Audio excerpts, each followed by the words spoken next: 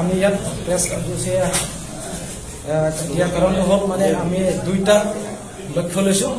লক্ষ্যটো মানে কি, ইয়াত আমাৰ হাৰঘাট MLA দৰসিং গোহাঁই, তাৰ বৰ্তমান land settlement advisory board chairman আৰু কম্পেনচেশ্যন অথৰিটি অফ লেণ্ড ইকুইজিশ্যন, ইয়াত ফৰেনত যিটো কম্পেনচেশ্যন দিব লাগে তাৰ চাব মানে তাৰ হ'ল টেনজিং ৰংপি কনচিপ জইণ্ট ছেক্ৰেটাৰী, তাৰ দুজনকে বৰখাস্ত কৰিব লাগে।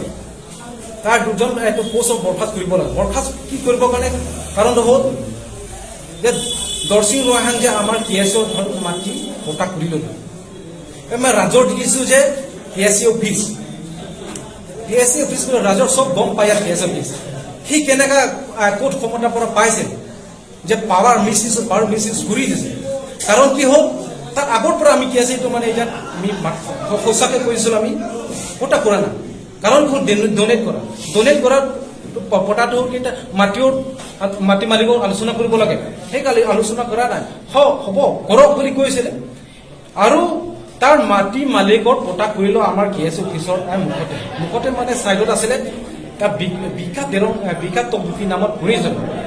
হ'লে সেইটো ছাইডৰ পৰা এইটো ডেংকিমো কালচাৰেল কমপ্লেক্স বুলি ইয়াত চব মানে অকুপাইড কৰি লৈছিল।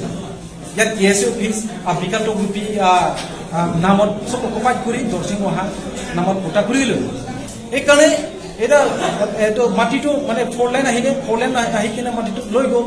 বিকা তকবুকি আমাৰ যে ডনেট কৰা যে, সেইকাৰণে আমি জইণ্ট ছেক্ৰেটাৰী টেনজিং ৰংপিয়ত আমি এপ্লিকেশ্যন দিছোঁ।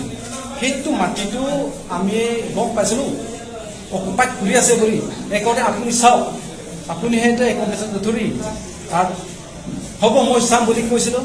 তাৰ পাছত কি দৰসিং গোহাঁইৰ পৰা কি আলোচনা কৰিছে, পাছত আমাক জনাইছে কেনেকা দিম। আগত পৰা আমি আন্দোলন কৰি আছে, আমিহে আগত পৰা কৰি আছে, কেনেকা দিম ধৰক সি নতুনকৈ আহে। এইটো নতুন অহা আগত পৰা কথা নহয়, এইটো ৰাজৰ কাম। ৰাজৰ পৰা দিছে KSC আগৰ পৰা এইটো পাৰ্চনেলৰ নাম কৰি আছিল নহয়। সেইকাৰণে মই কৈছিলোঁ কি কাৰণে বৰখাস্ত কৰিব লাগে। আকৌ টেনজিং ৰংপি তাৰ চালা আছে, তাৰ চালা টেণ্ডন বে আমি গাঁৱত গৈছিলোঁ।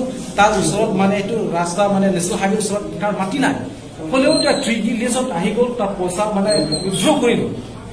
এনেকা কৰি আছে। আৰু SK মণ্ডল কেইটা এনেকা কাম কৰিছে। SK মণ্ডল অথনি মই কৰিছিলোঁ, এটা ব্যক্তিৰ নামত কি হৈছিলে, লংকি বে জড়িত আছে। তাৰ লংকি বে মণ্ডল, তাৰ মণ্ডল এনেকা আছিলে মাটি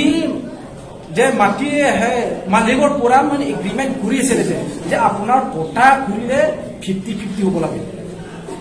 তাৰ লংকি বে কেনেকা তাৰ মানে দায়িত্ব কেনেকা পটা পৰা সি দায়িত্ব মানে তাৰ দায়িত্ব চোৱাকে মানে সি এনেকা কৰাপশ্যন কৰি আছিলে, ব্ৰাইব লৈছে। এইটো 50-50 নহ'লে আপোনাৰ নকৰিব। এনেকা চলিছে। সেইকাৰণে ডাঙৰ মানে ওপৰৰ পৰা যে কম্পেনচেশ্যন অথৰিটি মানে জইণ্ট ছেক্ৰেটাৰী চবৰে পৰা ডাঙৰ, ইয়াত কম্পেনচেশ্যন কাৰ্ড দিব চবৰে পৰা ডাঙৰ টেনজিং ৰংপি কম্পেনচেশ্যন লেণ্ড ইকুইজিশ্যন তাৰ এনেকা কৰিছে। তলত মানুহ এনেকা কৰিব কৰি আছে, মই দেখি আছোঁ। মই আশা কৰিছিলোঁ আগত ফাৰ্ষ্ট ফেজ কৰা যে কি কৈছিলে টিমো আছিলে আগত আপুনি গম পাইছিলে